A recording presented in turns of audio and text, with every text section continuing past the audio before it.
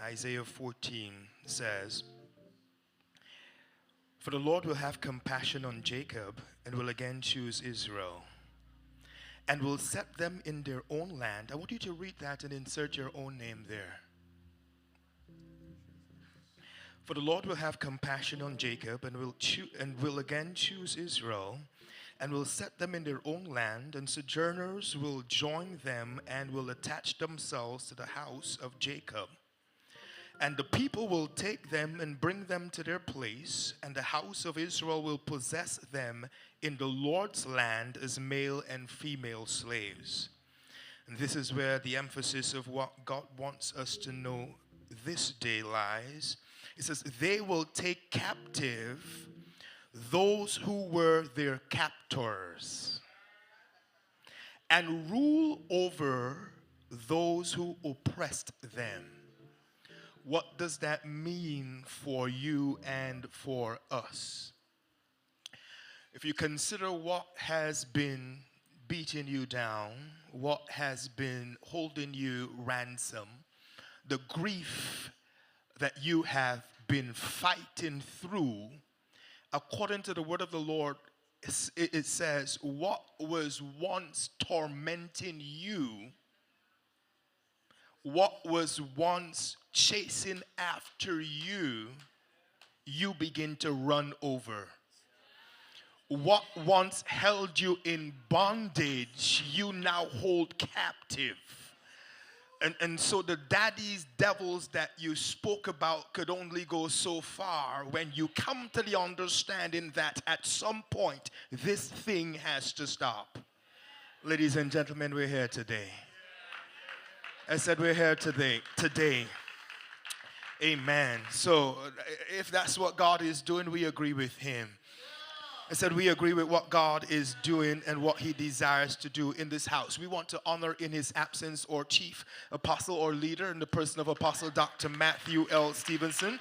Would you put your hands together for him? We also honor his wife, the brilliant apostle Dr. Camilla Stevenson. We also honor their families, all of our leaders. We put honor on their lives and their stories. Well, we are in the month of April and we began a journey. You may be seated. Thank you.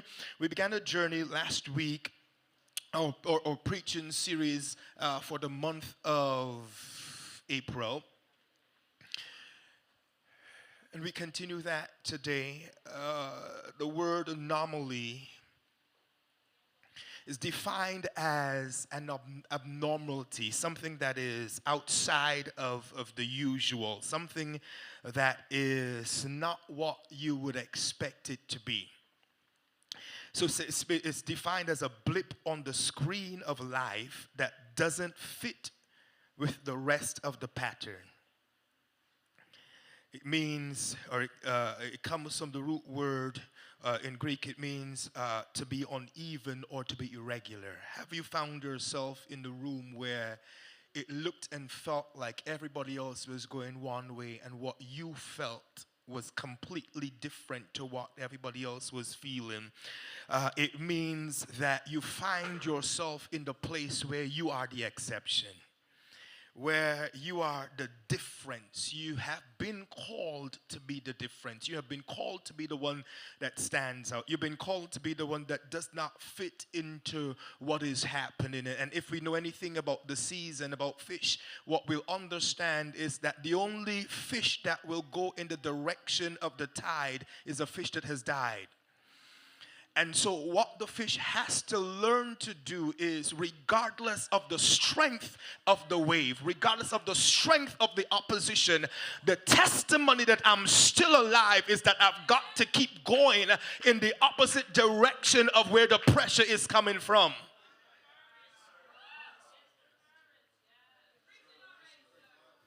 I've got to go in the opposite direction from which the pressure is coming from, because what the pressure will send me into is moments of depression. What the pressure will send me into is anxiety over what I don't have answers to for. What the pressure will do is send me into isolation, because this thing is new.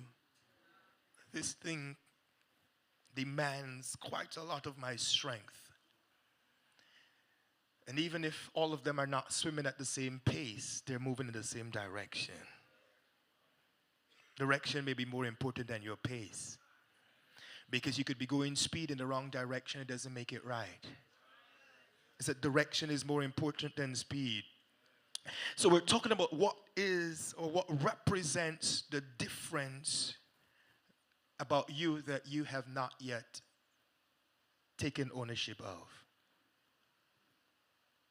What about you that you don't yet, have not yet come to grips, come to terms with? I don't like this part of my life. I don't like this part of my story. I don't like, but it's a part of God's design for you. Different.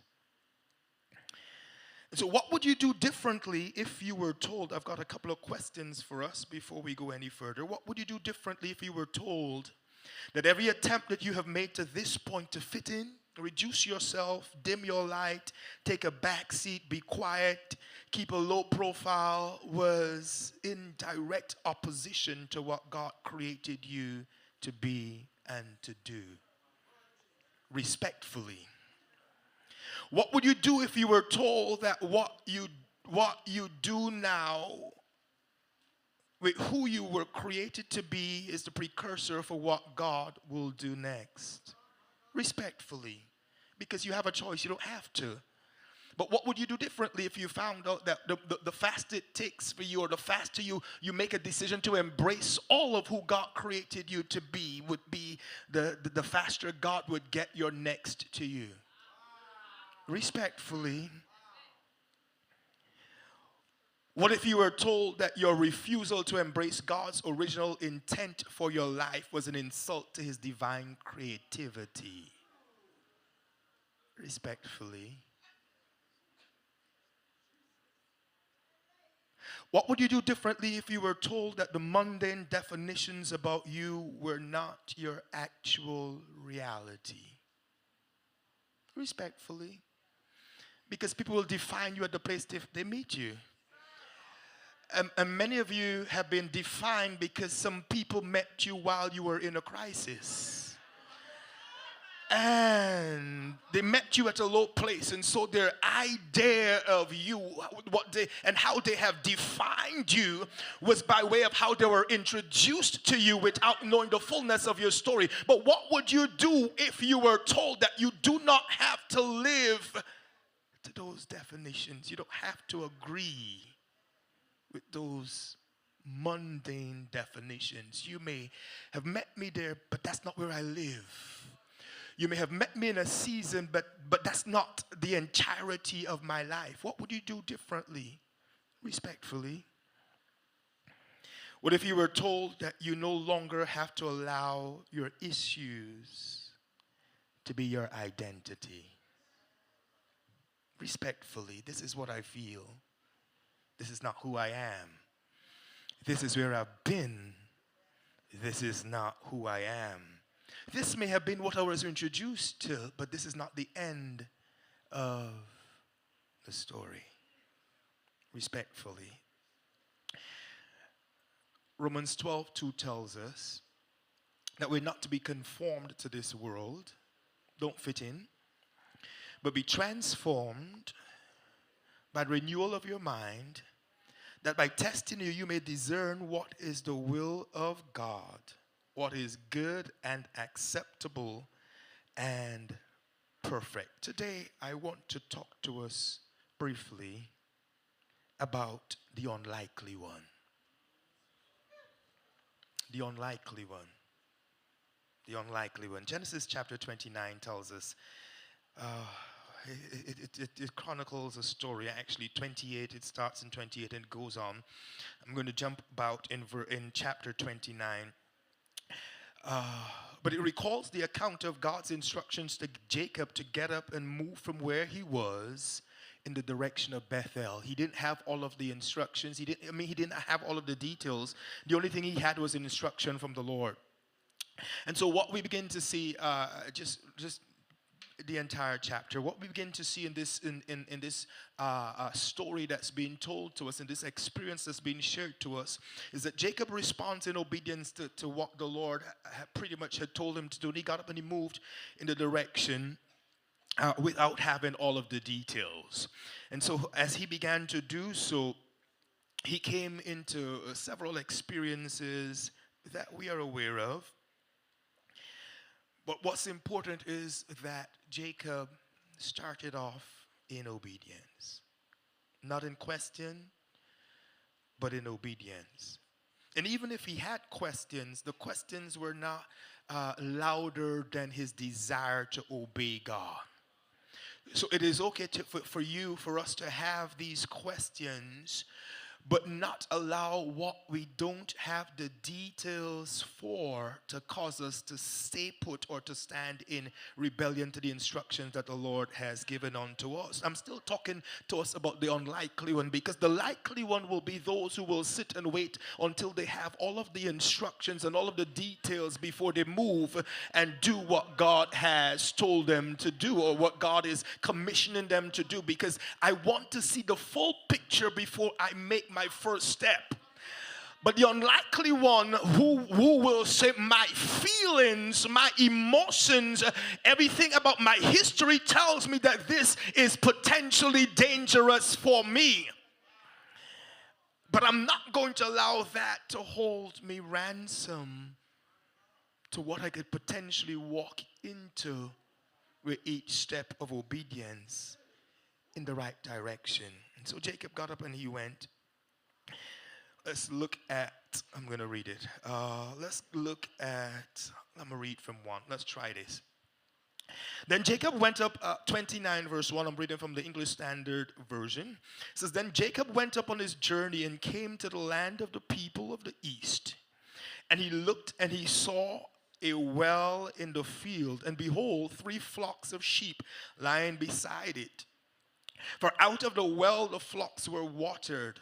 The stone on the well's mouth was large. And when the flocks were gathered there, the shepherds would roll the stone from the mouth of the well and water the sheep, and put the stone back in its place over the mouth of the sheep. And so what the shepherds would do is that the presence of one group of, or one flock of sheep was not enough for them to move uncover the well prematurely. And so what he had to do, or what they had to do, was wait until all of the flocks had come in and there was enough reason for them to move the cover to move the mouth of the well, so that one moving, one outpouring was enough to ensure that all of the sheep would have been fed. So we find ourselves in an encounter. Now Jacob finds himself in this encounter where they're at the well, there's sheep there, but nothing is happening for the sheep that's already present. Why? Because it was not yet time for the opening of the well. So he said to Jacob, my brothers, where do you come from? They said, we are from Haran. He said to them, do you know Laban, the son of Nahor? They said, we know him. He said to them, is it well with him? They said, it is well. And see, Rachel, his daughter, is coming with the sheep. He said, behold, it is still high day, not yet time. It is not yet time for the livestock to be gathered together. Water the sheep and go pasture them. But they said, we cannot until all the flocks are gathered together and the stone is rolled from the mouth of the well. Then we water the sheep. Verse 9 says, when he was still speaking with them, Rachel came with her father's sheep, for she was a shepherdess.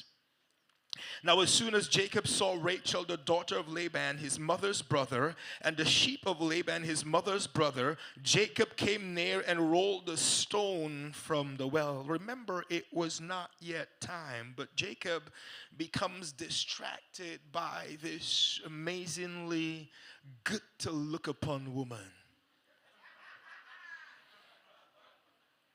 And I chose those words intentionally, because we'll find out that she was not the only one.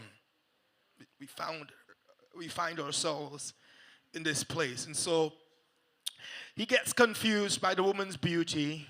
The fact that she's bringing all of these, bringing the sheep to feed, to get water, and he forgets the order, he forgets the rule, he forgets the custom, he forgets and disregards the culture because of what and who he saw. Let's go back. Then, verse 10, now as soon as Jacob saw Rachel, the daughter of Laban, his mother's brother, and the sheep of Laban, his mother's brother, Jacob came near and rolled a stone from the well's mouth and watered the flock of Laban, his mother's brother. Then Jacob kissed Rachel and wept aloud. And Jacob told Rachel that he was her father's kinsman. It's important that we understand that Jacob introduces himself to Rachel and says to her, I am your daddy's kinsman. Culturally, what that meant was if your father was ever in trouble, I am the person who has the authority to get him out of the trouble. Kinsman represents, it means the male relative who had the privilege or responsibility to act for the relative who was in trouble.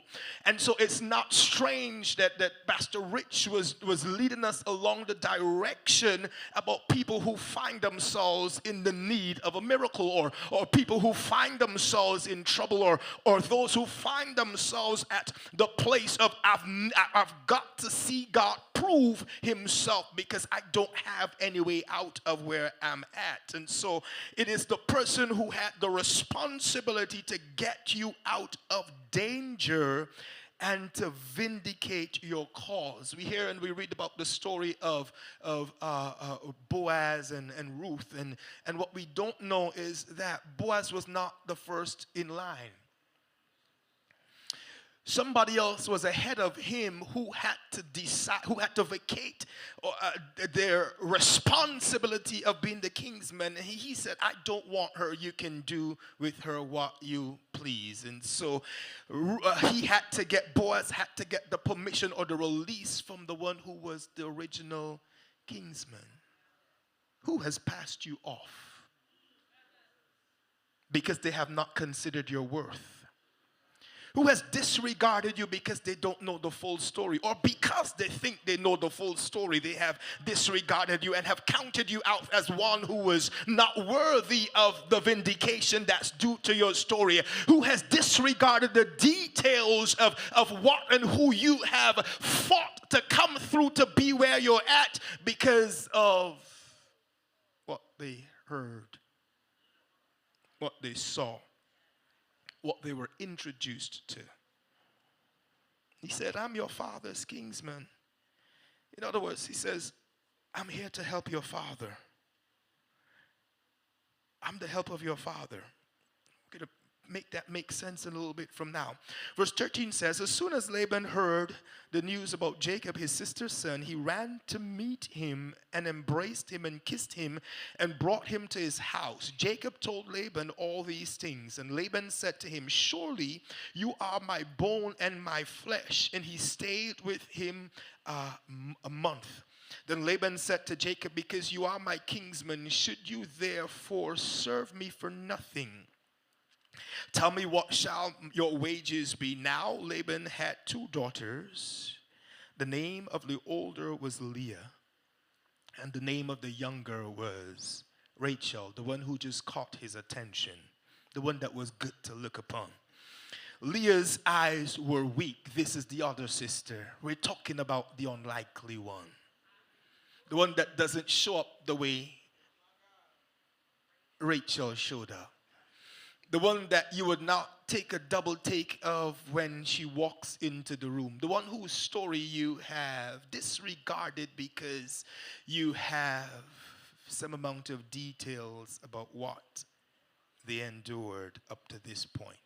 Leah, the unlikely one. I'm not going to talk to you about Rachel. She's already celebrated.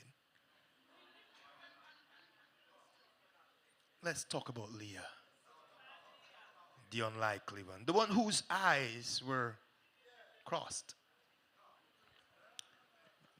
If she were probably in our day, she would come in this room with some sunglasses on because she don't want you to be aware that beneath these sunglasses, I'm hiding something that you could potentially judge me by. The unlikely one. Let's talk about the fact that she was not the one who was mingling with everybody else. Perhaps she was kept at home because the father was potentially ashamed of what was difficult to look at. But she was the unlikely one. It says, now Laban had two daughters. The name of the older was Leah, and the name of the younger was Rachel. Leah's eyes were weak. He had astigmatism. But Rachel was beautiful in form and appearance. I told you she was good to look at. Jacob loved Rachel, and he said, I will serve you 7 years for your younger daughter, Rachel. Now, it is culturally and according to the customs that the younger can't be married before the older. And so Jacob finds himself in a situation where he is faced with the person that he is supposed to help. And so he served 7 years under the guise that he was about to get the one that was good to look at. Laban said,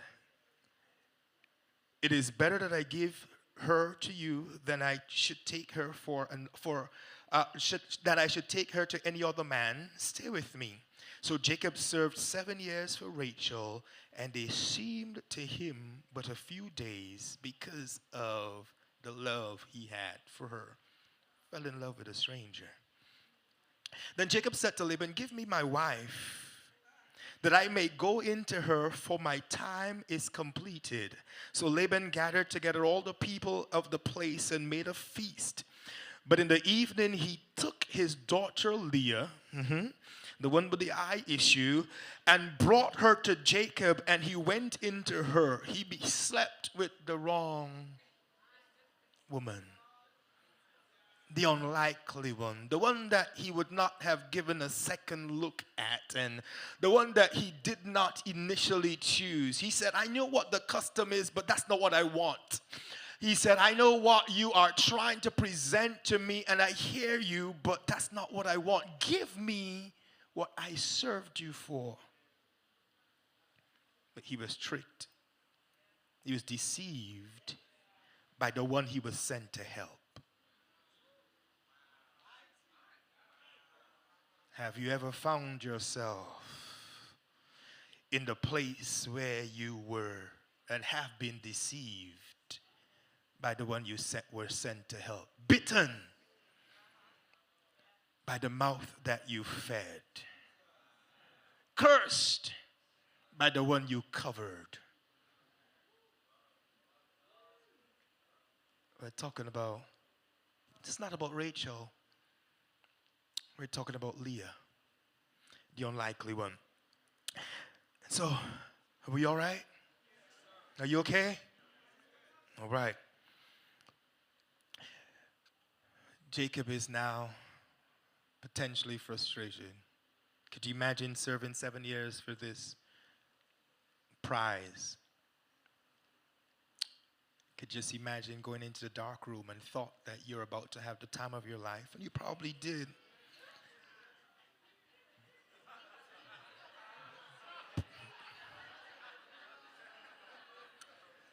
And then wake up to find that what you thought you had, you didn't. What you thought you labored for evaded you. What you thought you, and not even thinking what you actually did work for was not what you got. What you put in was not what you got out. What you invested in did not produce the kind of returns that you were expected it to provide for you. But the most difficult thing I'd imagine in this moment is being betrayed by the person that you were sent to help. He was his kinsman. No, Laban had two daughters. We talked about that. Sometimes your blessing, sometimes your next, sometimes your answers could be wrapped up in an unlikely package. Sometimes you reject the help that was sent to you because it doesn't look like you thought it would. Unlikely. Sometimes you avoid and you endure longer moments of crisis because the person that God sent to help you is not somebody that you really care for personally. Sometimes we find ourselves locked off from resources and answers because the answers probably had a cross eye. Didn't look like you think it would look. It didn't feel like you thought it would have felt. But it is there. What do you do when the answer looks and comes in an unlikely package? And this is what we understand, that not Rachel, Leah was the older one. But yet still, she was the one who had a weakness that caused her to be rejected. And so that tells us something to those of you who have been suffering because of not what you enlisted yourself for, but what you were born into as potentially the firstborn of your parents. Because as a firstborn child, your parents are now learning to be parents. And so they make the most mistakes with the firstborn. I'm talking about those of you who had to endure hardships while your parents had to try to figure out now, how do I parent a child who's crying at midnight? How do I parent and provide for somebody who I've never had any experience with before? And so we are dealing with people who were and are the firstborn, and it's not always just a positive thing. They're the ones who get it the harshest sometimes because maybe mommy and daddy didn't have it figured out as yet when I came along. Maybe this is the firstborn who was unplanned. Maybe you're the firstborn who doesn't look like the second. Maybe you're the firstborn who has not achieved as much as the second and those who came before you, because what we will understand sometimes is that those who come after have access to more resources that mother and mommy and daddy are able to come into after the firstborn. And so we have firstborns who live in resentment of their placement. And you're in the room. Hate mommy, hate daddy because my childhood was difficult. I don't understand, why did you get me here without having all that you knew you would have needed for me to prosper? And so we live in resentment because of our positioning. Now, how much more would Leah potentially resented herself and her position because she was not only the firstborn, she was the ugly firstborn. Difficult to look upon, while she is faced with the torment of her sister's beauty. Didn't have to say anything, she just had to show up. And everybody knew that two of them would be standing in the room and they'd pretend like Leah was not there because they were distracted by the beauty of Rachel. What if it were Leah who had the sheep? Would Jacob had offered to break the custom to get water to the sheep? What happens to those who have always had to fight and seemed as though you've always had to fight on your own because help was never there for you when you were help to everybody else?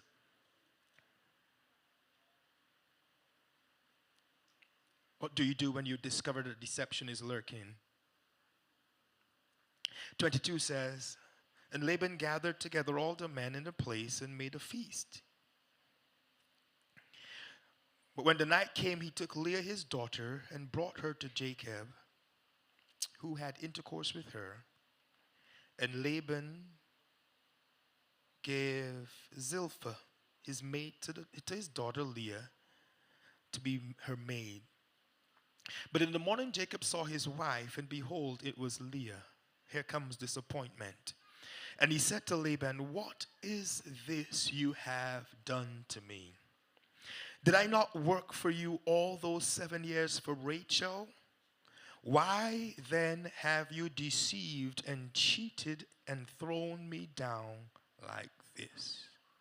We're talking about the unlikely one. The Lord looked upon Leah's affliction. Let's go back and continue reading. Skip all the way to verse 31. We know what happens. Jacob thought he was getting Rachel and he ends up with Leah. Let's look at 31. When the Lord saw that Leah was hated, he opened her womb, but Rachel was barren. The unlikely one, the one who was likely or more likely to be rejected, was the one who was now fertile. The one who was easily accepted could not bear any kids in that moment, and it was the doing of the Lord. It says, when the Lord saw that Leah was hated, he opened her womb, but Rachel was barren. And Leah conceived and bore a son, and she called him Reuben. For she said, because the Lord has looked upon my affliction, for now my husband will love me. And her intent in these moments in producing these kids was not just for the sake of having children. What Leah was looking for was an opportunity to be acknowledged and approved. And there's nobody in there who would be honest with their souls that will say there are moments that they don't want to be acknowledged. Is there anybody here who would be okay with never being acknowledged? No, I would hope not. And she was looking for some moment that she would be accepted by the man. Even though he got her by way of deception, she still wanted to be acknowledged and approved. And she was potentially crying silently, hey, I am the one that you did not want, but I'm the one that's producing to ensure your lineage continues. I'm the one that you are, that was unlikely to become the first to be married, but I'm the one whose womb is open to ensure that the future is no longer at stake. But yet, even though I'm the one that's producing, I'm still dealing with the rejection from the place I'm supposed to feel love. The unlikely one.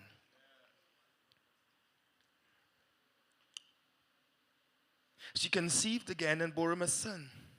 And says, because the Lord has heard. So the first time it says, Leah, 32 says, Leah conceived and bore a son, and she called his name Reuben. For she said, because the Lord looked upon my affliction. What the firstborn, and beyond the firstborn, what you and I can acknowledge is a mark of this journey is going to be riddled with affliction. Sometimes it's going to come from outside. Sometimes it's going to come from within. Sometimes it's going to come from expected places, and sometimes it's going to come from unexpected places. And so what we've got to do as a people is brace ourselves for this truth that my journey is going to come with some amount of affliction. And the encouraging part about that affliction is that the Bible tells us that your sufferings, your temporary affliction, the first thing you understand is that it's not permanent. The taunts could go on, but only for so long. The affliction could have a free course, but only for so long. The torment could happen, but only for so long. And so the afflictions that you have been faced with were not intended to become the definition for your life. The afflictions that you have had to come up with, the taunting of every person who has said that this would not become what it is supposed to become, and it will not stand up to what it was called and established to be. The taunts of those who have written you off, the taunts of those who have concluded that your end is closer than your realization of your potential, doesn't have to be a thing. And so the Lord heard her affliction. And she said, well, now maybe my husband will love me. She conceived again because nothing changed. She conceived again and bore a son and said, because the Lord has heard that I am hated, he has given me this son also. And she called his name Simeon. Again, nothing changed. And she conceived and bore a son and said, now this time my husband will be attached to me because I have borne him 3 sons. Therefore his name was called Levi. And she conceived again because nothing changed. She bore a son and said, this time I will praise the Lord. I was afflicted. Nothing changed. I cried out to the Lord. He heard me by giving me another kid, but nothing changed. This time, verse 35 says, she conceived again and bore a son and said, this time I will praise the Lord. Therefore, she called his name Judah. And then she stopped wanting to convince her husband of anything. And she stopped bearing kids. The Lord is looking upon the afflictions of his people. I said the Lord is looking upon the afflictions of his people. She was hated, but the Lord was aware. She said, the Lord has looked upon my affliction. 33 says, the Lord heard my affliction and he responded. And so what we're to understand as we position ourselves to embracing the fact that my story is different, that I'm going to stand out, that I don't have to become the Rachel in this story. I don't have to be the one that everybody is attracted to, that everybody will run to, because what lies in the unlikely one and the rejected one oftentimes is the solution and the answer. What if you are the answer and the solution to a problem that you don't want to show up to provide because of how you think you're going to be perceived? And so what we're to understand is this: while we become conscious of what the afflictions are, that's not where we put our boast.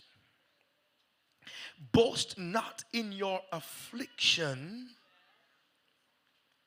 but of God's work that's working out in your story. So we can't afford as a people, because I don't look the part, I don't feel the part, I don't dress the part, that is the end and it's not going to happen. I'm not going to be stuck in the negative part of the story. You can't be stuck in the negative part of your story. Your boast can't be in your affliction.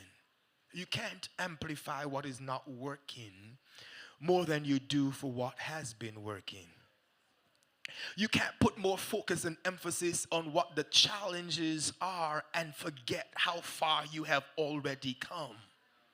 Boast not in your affliction, but of God's hand at work. I don't have all of the details, and I don't necessarily have all of the people who agree, because they don't all see what God is doing. And so rather than amplifying what has been wrong, All Nations New York, and what has been going wrong, what we've got to do is shift or speech, shift or perspective. And I know what I see, but what I see will not determine what I say, especially if what I see doesn't match what he said. We can't continue to boast in the afflictions of your day. You can't continue to lament on what has not been going right and not consider all that has gone right. Don't get stuck in the place of your affliction or in lamentation. The deception of the one that you were designed to help. Deceived by the one that you were designed to help. Jacob was Laban's kinsman. We talked about this. And what do we do when we find ourselves in a place where I've been sent to this place, to these people, to this job, to this family as an answer and a solution, but I've been rejected in the same place that I was sent to hell. What do you do? What do we do when we find ourselves in that place? What do you do when the one you've been assigned to help is the one that tricks you, deceives you, even abuses you? Hey, I did 7 years. Give me what I worked for. And he thought he was getting what he needed, but didn't. Leah gave birth, in the end, Leah ends up giving birth to 6 of Jacob's sons. Reuben, Simeon, Levi, Judah, Issachar, Zebulun, and one daughter, Dinah. So we find ourselves at a crossroad as a people. Challenged and worried about the fact that nothing about my life seems to be working. Nothing about my story seems to be on schedule. Nothing about my assignment seems to be working. But I'm still trusting that this was God. But if this was God, well, where's the evidence that this was God? Because why would you send me in a place for me to be abused? Why would you send me in a place for them to take advantage of me, or appears that they're taking advantage of me? What do I do when I find myself in a situation where I have poured out, and after serving, after having poured out, what I thought I was going to get was not what I bargained for, what I anticipated? Afflicted on every side, but still must trust God. And I wanted to encourage us today about this reality. Maybe you've been looking for answers in one direction, in one place, while the answers and the solutions were standing looking at you, and you disregarded it because it didn't look like what you thought it would look like. What have you done with the Leahs in your life? What have we done with the Leahs that were sent to us to ensure that our legacy continues, that the lineage lives on? So God brings us to this place in this day to consider this truth and this fact. What have you done with the Leahs in your life? What have we done with the people that have come through the doors that didn't look like Rachel? Who did we turn away because their eyes were crossed? Who did we shun because this is not my first choice? What pressures have you had to live under because of your position? The firstborn, the only born, the one who's always fighting. What does the intercessor do when they find themselves in more fights than they thought they would have had to deal with? What does the intercessor do when they're been assigned to the person who has betrayed them? What do you do? Because you're called to be your brother's keeper.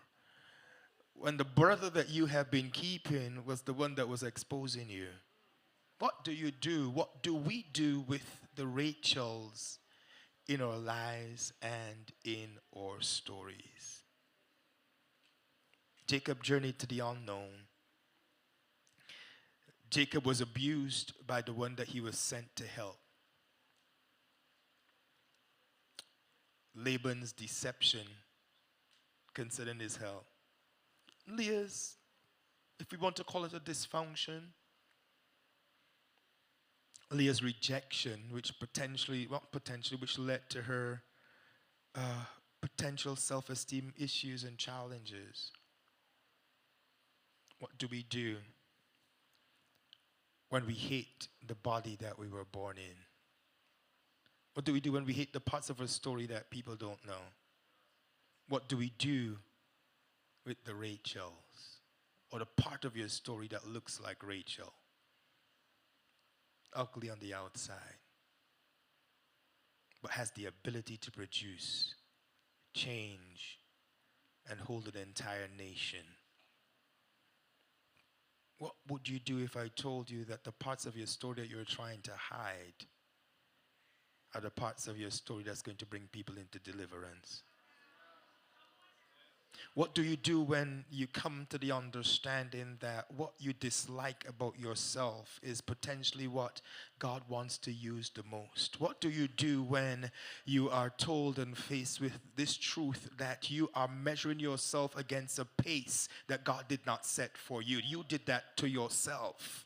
What do you do when you come to grips and have to deal with the truth that the only reason you're depressed is because you put timelines on yourself and not God?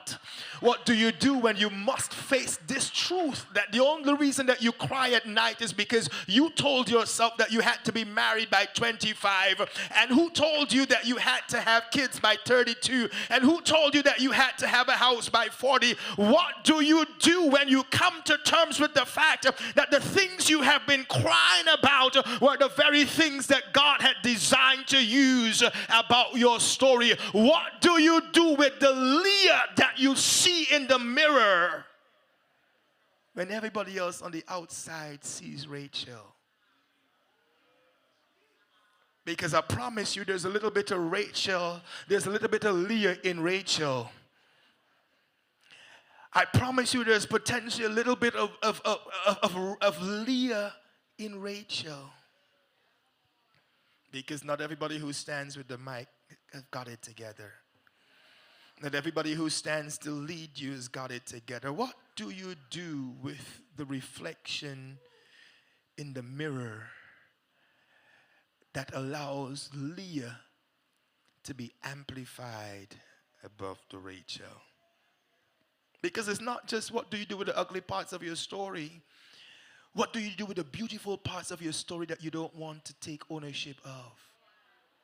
It's not just those who don't want to. It's those who are aware but do nothing with it. What do you do with God's investment in you?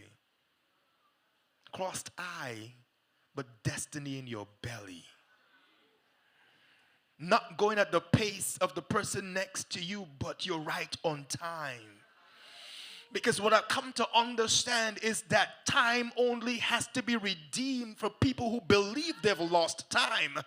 But what if you're there because that's where God had designed you to be, and you have convinced yourself that you're out of time because you don't look like what Rachel looks like? You are the unlikely one, the one who would have, if it was not for the trick of her father, may have died lonely. The one who would have potentially had to stay in the house because daddy was so embarrassed of what her presence on the outside would do to his name. What do you do when you're the rejected child of your parents? What do you do when you're the unplanned child of your parents?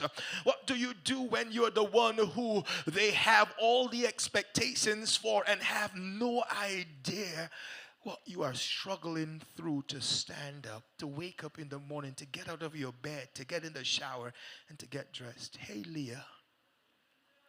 Stop counting yourself out. Hey, Leah, you don't have anything to prove. Hey, Leah, the Leah that stands and cries on the inside of you, because people will look, and people have been looking and estimating you to be Rachel, the beautiful one. But don't know that at nights you cry because all you see is Leah. All you see is the rejected one, the one who has not accomplished what you thought you would have accomplished by this time, the one who has not achieved, the one who is not gone, the one who is not done, the one who is not produced, the one who is different. Your difference is an advantage. Do you hear me, somebody? I said your difference is your advantage. Because what would happen if all of us came in here one day looking the same, moving the same, doing the same? It adds no variety. It adds there's no diversity. And so God does not want us to lose sight of his creativity, his intentionality with us. But what he does want is for you to face your Rachel, for you to face your Leahs on the inside of you. The Leah that wants to cut herself at night.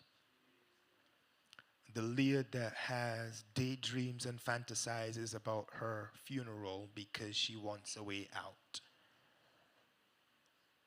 I'm talking to us in this room now. The woman who wants to die because it doesn't seem like it's going to work. The man who wants a way out because by now he figured he should have had it together and he doesn't. My life is off the time clock that I put it on.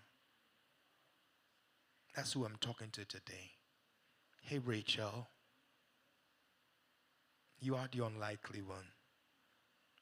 Not Rachel. Hey, Leah, you are the unlikely one. But guess what? Your story doesn't end there.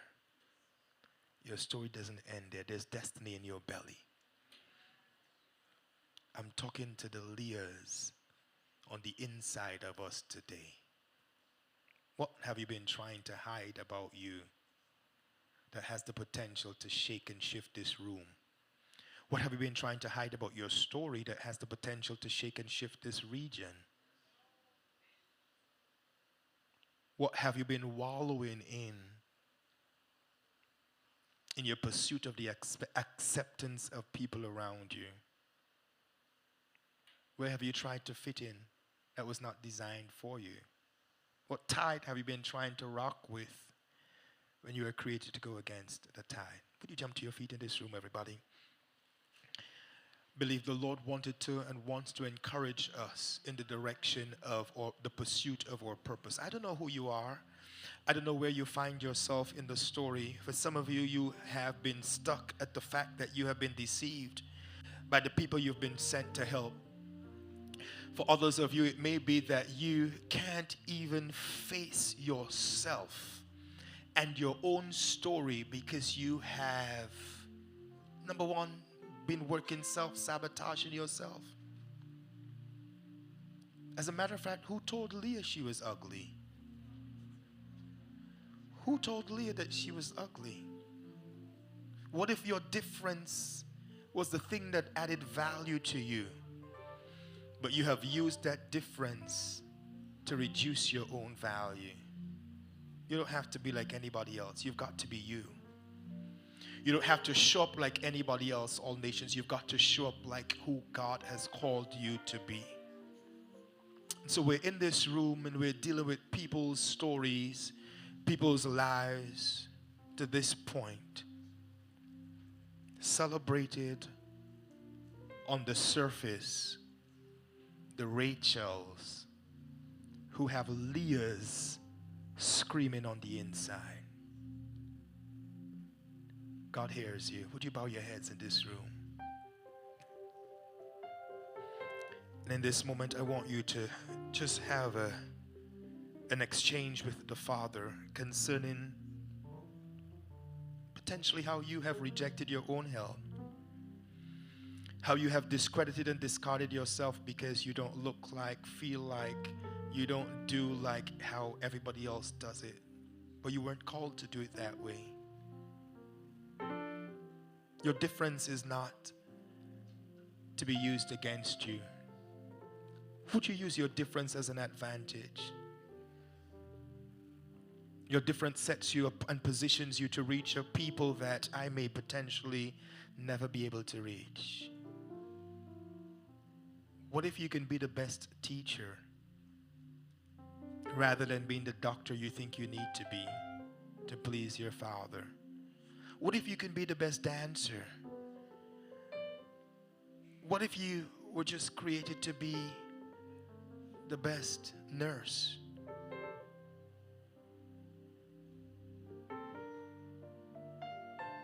But you've discredited yourself. You've rejected it yourself because you want to be Rachel so bad. You want to be somebody else so bad. Would you embrace who God has called you to be? We're going to pray over this room and over this house. Because I believe the Lord is positioning us as a people to move out from the ideas and the bondage of the expectations of men. Because if we're going to go to the future, if we're going to go into what's next, we've got to ensure that we are addressing the Leah complex as we equally address the Rachel complex that celebrates one at the expense of another. Because both Rachel and Leah could be celebrated in the same room without devaluing the other. Would you bow your heads? We're committing in this house to go to the future, making room for both Leah and Rachel. Different, but absolutely necessary.